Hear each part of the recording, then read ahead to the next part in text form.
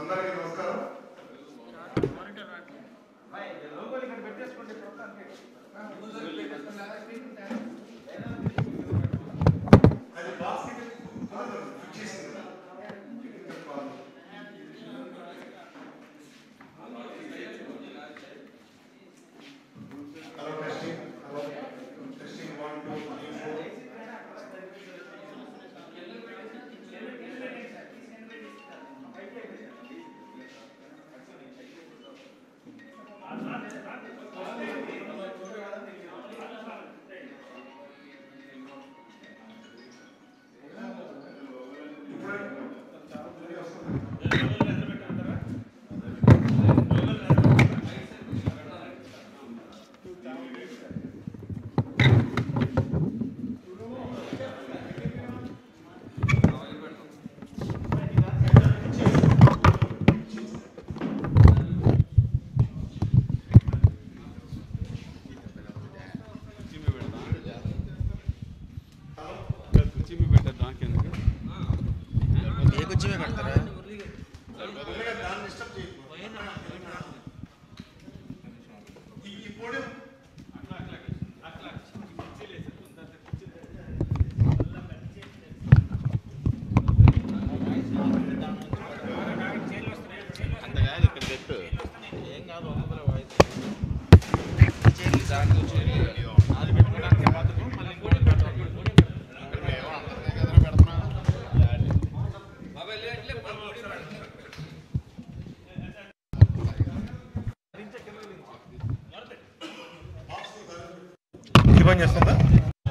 Hello, అందరికీ నమస్కారం.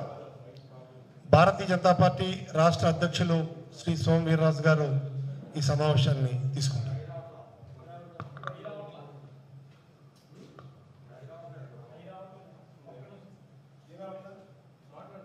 Hello,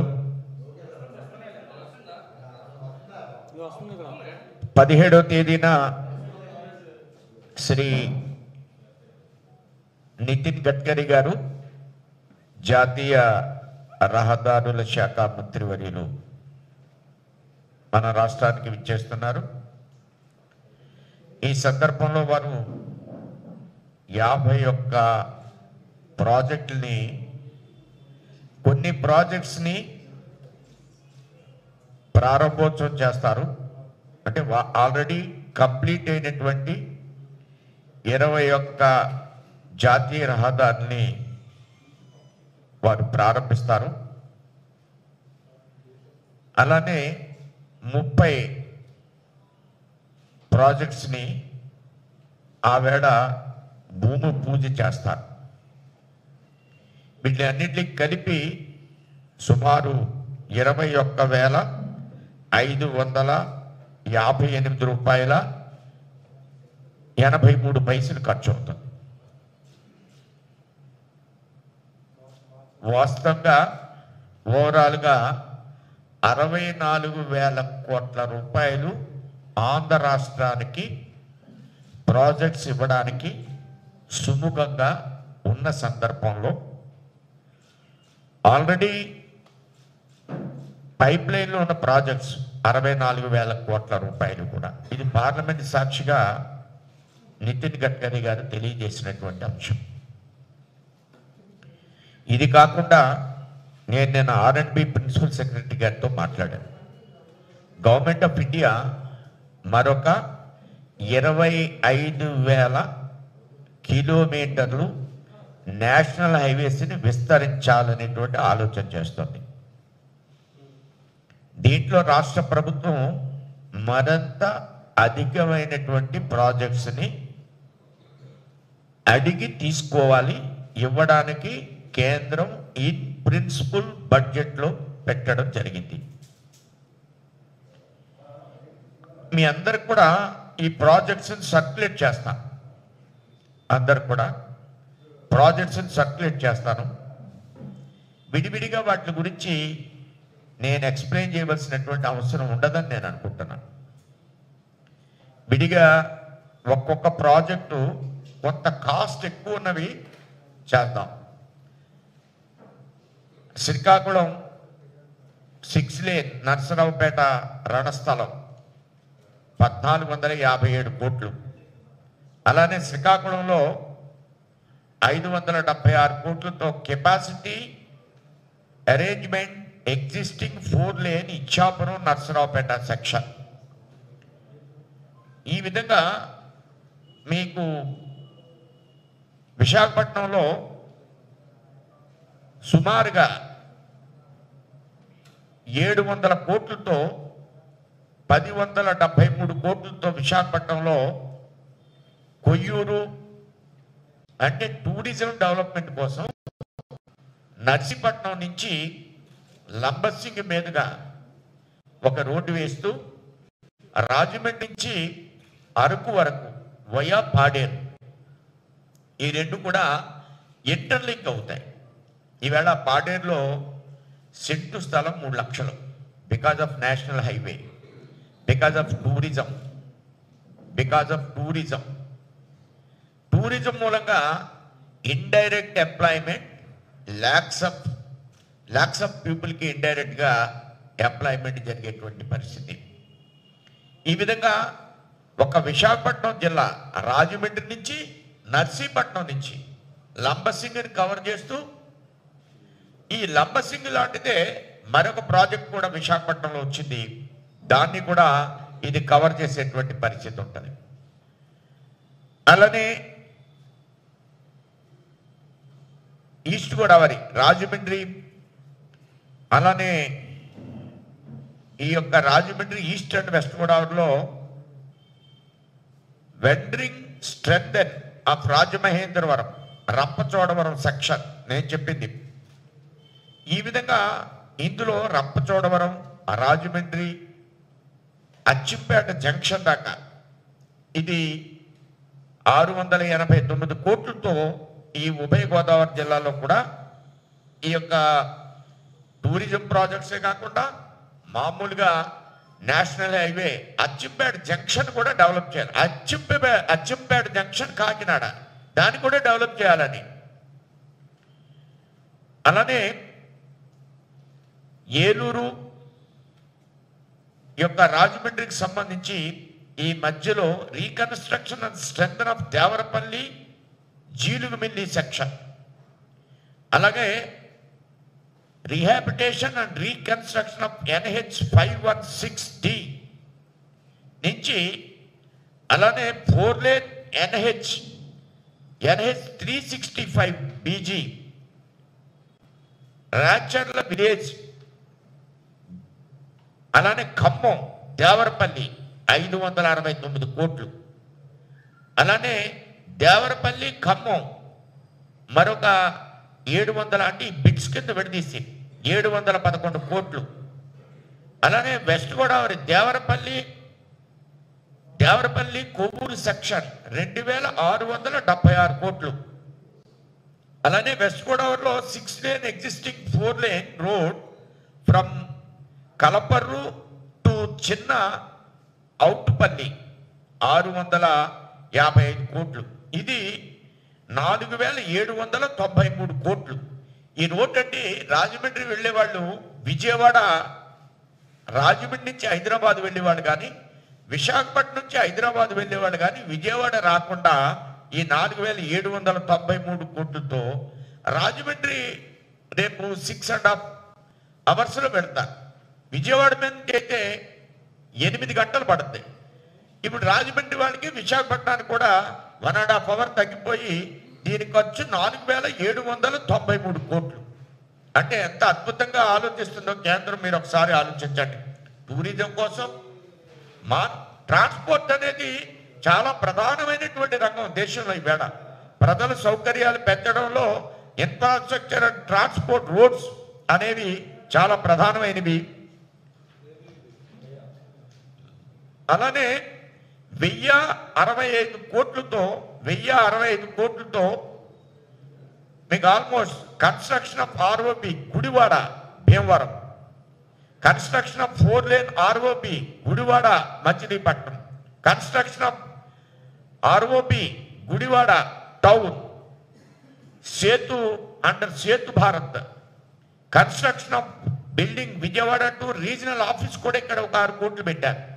అలాగే 6 లేన్ ఎగ్జిస్టింగ్ నందిగామ, దీనికి 424 కోట్లు పెట్టారు నందిగామలో, ఇంకా రోడ్ని విడ్త్ చేయడం కోసం.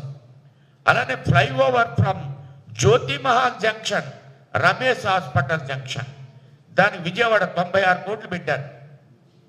ఒక గుడివాడలో ఆర్ఓబీలు నిర్మించడం కోసం మీకు ఇంచుమించు ఆర్ఓబి 1.30, 1.28, 50 5 కిలోమీటర్లు, అంటే టోటల్గా 8 కిలోమీటర్లకి ఇంచుమించు 500 కోట్లు పెట్టారండి. ఆర్ఓబీస్కి 500 కోట్లు పెట్టారు. టోటల్గా వీటికి అన్నింటికి కలిపి 1064 కోట్లు. ఓన్లీ గుడివాడకి షేప్ మారిపోతుంది. ఈ విధంగా ఆర్ఓబీస్ ఇక్కడ మన విజయవాడలో కూడా సేమ్ ఒక ఆర్ఓబిని కట్టే ప్రయత్నం చేస్తున్నారు, మరొక ఆర్ఓబిని. ఈ విధంగా 789 కోట్లతో upgradation Nagarjuna Sagar dam Duvvulapalli section lane with paved shoulders 585.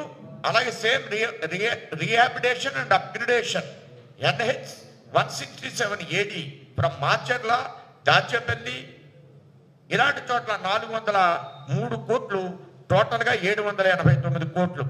Like wise 910 కోట్లతో మరలా కూడా నెల్లూరు తిరుపతి, ఇవన్నీ కూడా construction of 2 lane major bridge across the Penna river నెల్లూరులో 98 కోట్లతో, rehabilitation and upgradation of Duttalur Kavali section, దీనికి 423 కోట్లు. ఈవేళ మనం కడప వెళ్ళాలంటే, బద్వేలు వెళ్ళాలంటే కావలి నుంచి బద్వేలు 3 అవర్స్లో వెళ్ళిపోతాం. ఈ రోడ్డు అయితే ఇప్పటికే నేషనల్ హైవే ఉంది, ఇంకా కూడా దాన్ని డెవలప్ చేయాలి. కడప, నెల్లూరు, బద్వేలు, కడప, రాజంపేట, ఇవన్నీ కూడా 4 వేస్ ఎత్తి చాలా త్వరగా డెవలప్ అయ్యేటట్లుగా చేస్తున్నారు. 910 కోట్లు. ఈ విధంగా 473 కోట్లు రాయచోటి వెంపల్లి సెక్షన్, రాయచోటిలో కూడా కడపలో. అలాగనే 4 laning Kadapa airport road and Renigunta 33 కోట్లు, 473 కోట్లతో. ఈ విధంగా ఆంధ్ర రాష్ట్రాన్ని జల్లిడి పెట్టి అన్ని రోడ్లు వేసేస్తుంది కేంద్ర ప్రభుత్వం. ఇంకా కూడా వేయడానికి సిద్ధంగా ఉంది. 4 laning of Kurnool Guntur road in Kurnool district, ఇది కూడా ఒక 9 కిలోమీటర్లు 96 కోట్లతో వేసేవారు. ఓన్లీ చిత్తూరు జిల్లాలో 7,441 కోట్లతో 11 ప్రాజెక్టులు చేస్తున్నారు చిత్తూరు జిల్లాకు సంబంధించి. ఈ విధంగా 23,000 కోట్లతో ఈ రోడ్లని చేయబోతున్నారు. కొన్ని కంప్లీట్ చేశారు, కొన్ని కొత్తవి కూడా పెట్టారు. ఇంకా కూడా ప్రభుత్వం అడిగితే వేయడానికి సిద్ధంగా ఉండాలి. 25,000 కిలోమీటర్ల యొక్క ప్రాంతం ఉంది. ఇప్పుడు 65,000 కోట్లు ఖరీదు ఈ యొక్క పైపులో ఉన్న కేంద్రం దగ్గర ఉన్నటువంటి వాటిని పార్లమెంట్లో ఇది రావడం జరిగింది. ఇది ప్రధానంగా నేను ఎక్స్ప్లెయిన్ చేయడం కోసం ఇవాళ ఈ ప్రెస్ మీట్ని ఏర్పాటు చేశాను. అలానే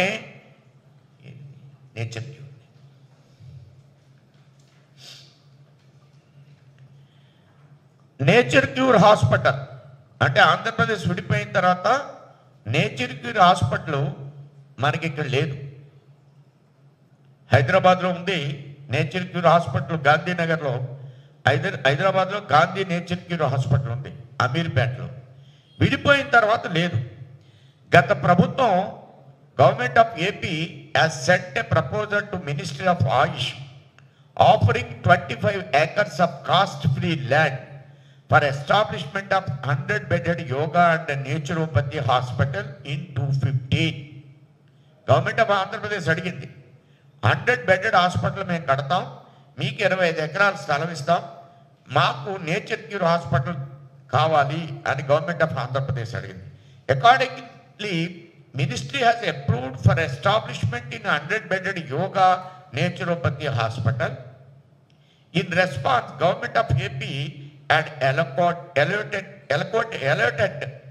25 acres of cost-free land at Gannavaram Mandal, Krishna district, registered the land and transferred CCRYN Delhi in T0118. Now, the said land has been cancelled by the government of AP by showing GO number 510. ఇవన్నీ documents ఉన్నాయండి.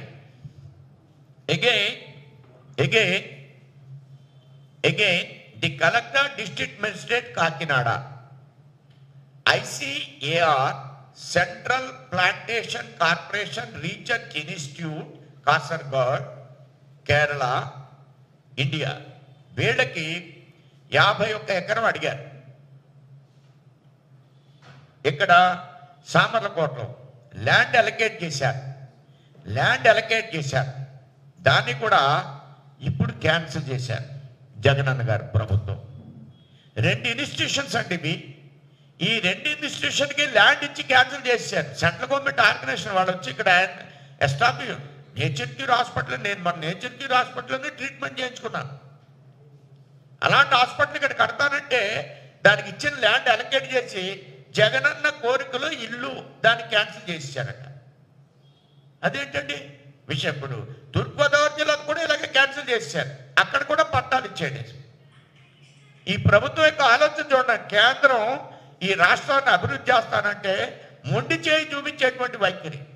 Land cancel చేసేయడం ఏంటండి? తీవ్రంగా పోరాటం చేస్తే Bharatiya Janata party ఇలాంటి కార్యక్రమాన్ని రాష్ట్ర ప్రభుత్వం చేస్తే అభివృద్ధి నిరోధకులుగా రాష్ట్ర వ్యాప్తంగా ప్రచారం చేసే ప్రయత్నం భారతీయ జనతా పార్టీ చేస్తుంది. ఈ 2 చోట్ల కూడా ల్యాండ్స్ని ఐసీఆర్ కానీ అట్లా నేచర్ క్యూర్ హాస్పిటల్ కానీ ఇమీడియట్గా ఎలకేట్ చేయండి. మీ పట్టాలన్నా క్యాన్సిల్ చేయండి, వెంటనే ల్యాండ్ అన్నా ఎలకేట్ చేయండి. ఆంధ్రప్రదేశ్ ప్రజలకు నేచర్ క్యూర్ హాస్పిటల్ ఏర్పాటు చేయండి.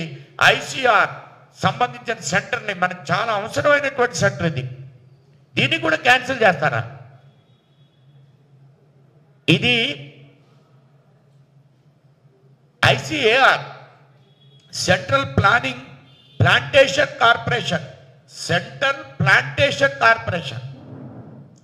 ఆంధ్రప్రదేశ్ లాంటి జీవ సంపద ఉన్నటువంటి రాష్ట్రంలో సెంట్రల్ ప్లాంటేషన్ కార్పొరేషన్ కొబ్బరికాయ మొక్కలు కానీ అనేక రకాల ప్లాంటేషన్స్ ఉన్నాయి వీళ్ళ ఆంధ్ర రాష్ట్రంలో. అటు మనకి బ్యాంబూకి పేపర్ మిల్స్కి వెళ్ళేటువంటి ప్లాంటేషన్ కానీ ఇలాంటివి వివిధ రకాలైనటువంటి ప్లాంటేషన్స్. మేము ఆల్రెడీ ఒకటి రీసెర్చ్ సెంటర్ని గడియు నర్సరీకి శాంక్షన్ చేశాం. దానికి భూమి ఇవ్వడానికి నానా ఇబ్బందులు పెట్టేశారు. గడియు నర్సరీలో మొక్కలు ఈవేళ చైనా వరకు పెడుతున్నాయి, మొత్తం ప్రపంచ దేశాలన్నీ పెడుతున్నాయి. దానికి రీసెర్చ్ సెంటర్ భూమి కావాలని విపరీతంగా కష్టపడవలసి వచ్చింది. మంత్రి 3 నిమిషాల్లో శాంక్షన్ చేసి పాడేశారు. మీరు దాన్ని ఎస్టాబ్లిష్ చేసుకోవడానికి ఇప్పటి వరకు సరైనటువంటి భూమి ఇవ్వకుండా కేంద్ర ప్రభుత్వం యొక్క ప్రాజెక్ట్స్ పెడతానంటే దాన్ని వినియోగించుకోలేనటువంటి పరిస్థితిలో ఈ రాష్ట్ర ప్రభుత్వం ఉందని మీ అందరికి కూడా తెలియజేస్తూ నేను ముగిస్తున్నాను.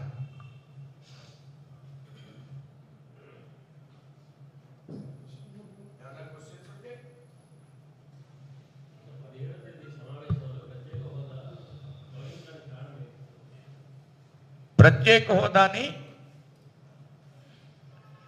అనే అంశం మన ఆంధ్రప్రదేశ్కి సంబంధించినటువంటి అంశం. కానీ 17వ తేదీన ఏర్పాటు చేసేటువంటి సమావేశం మన ప్రభుత్వానికి తెలంగాణ ప్రభుత్వానికి ఉన్నటువంటి వేరియస్ ఇష్యూస్కి సంబంధించినటువంటి అంశాన్ని, ఆస్తుల పంపకం, ఎలక్ట్రిసిటీలో కావచ్చు, అనేక రకాల అంశాల్లో ఆస్తుల పంపకానికి సంబంధించినటువంటి అంశం అది. ఈ యొక్క ప్రత్యేక హోదాకి తెలంగాణకి ఏ విధమైన సంబంధం లేదు. అందులో ఈ అంశం పెట్టకూడదు. అంశాన్ని కావాలంటే రాష్ట్ర ప్రభుత్వం ప్రతిపాదన చేసి సపరేట్గా ఒక సమావేశాన్ని ఏర్పాటు చేయాలని బీజేపీ కోరుతుంది. వాటికి సంబంధించినటువంటి అంశం కాదు, ఓన్లీ క్లారిఫికేషన్. మీరు మంచి ప్రశ్న వేశారు.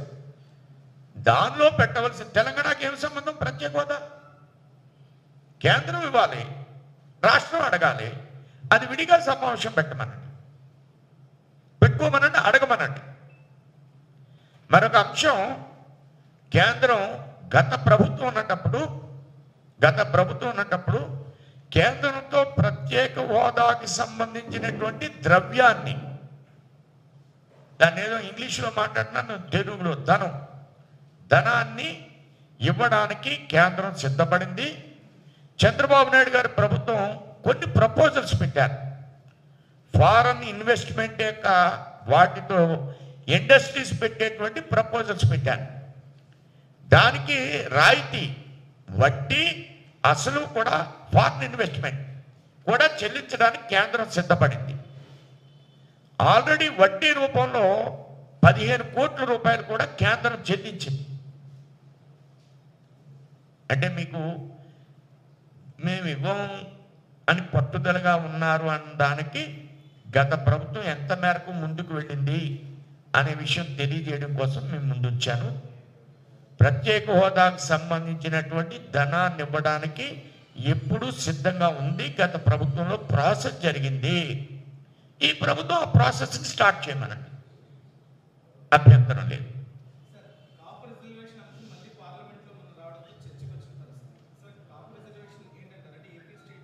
అంటే జనరల్గా వారి మనసులో ఉన్న అభిప్రాయం అనుకుంటా, ముస్లింలకి 5% రిజర్వేషన్స్ ఇచ్చారుగా. ఎవరిచ్చారు? ఏ స్టేట్ గవర్నమెంట్ ఇచ్చింది? అది కాదండి, కేంద్రానికి పంపించడం కాదు, రాష్ట్రంలో ఇచ్చారు కదా ముస్లింస్ అంటున్నాను. అంటే కాపులో ఒకటి, ముస్లింలో ఒకటినా? ఎవరిచ్చారు? రాష్ట్ర ప్రభుత్వం ఇచ్చింది. అలాగే ఇక్కడ ఇవ్వచ్చు కదా అనేది ఆయన అభిప్రాయం. వాళ్ళు డిమాండ్ చేశారు. ఈ ప్రభుత్వం ఏంటో సమాధానం చెప్పాలి. మీరు ముస్లింస్కి ఇచ్చినప్పుడు కాపులు కూడా ఇవ్వాలని అడిగాడు ఆయన. ఈ రాష్ట్ర ప్రభుత్వం ఇస్తానా ఇవ్వనా? ముస్లింలు వేరు, కాపులు వేరా చెప్పమనండి ఈ రాష్ట్ర ప్రభుత్వాన్ని. ముస్లింలు అంటే ప్రేమ, కాపులు అంటే ద్వేషమా ఈ ప్రభుత్వాన్ని చెప్పమనండి. ఈ ప్రభుత్వానికి వేశాం, మరి చెప్పాలి.